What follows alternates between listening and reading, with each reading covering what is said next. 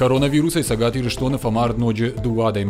Рынчынтынымыз асы сахатмæ юми дуашада фанзайырты. Ивгъуыд суткæмэ бафтыд навозырты адæймаджы.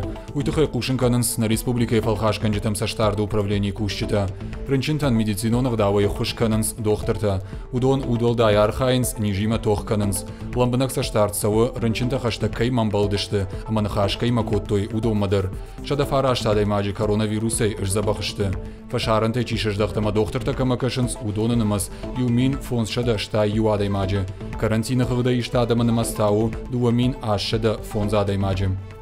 На сегодняшний день в республике подтверждено новых 93 случая инфицирования коронавирусной инфекцией.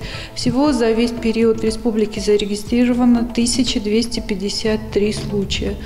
На сегодняшний день из них 9 летальных исходов, 31 человек проходит лечение в медицинских учреждениях, выздоровели на сегодняшний день 109 человек и 1104 человека находятся под медицинским наблюдением и проходят лечение в амбулаторных условиях.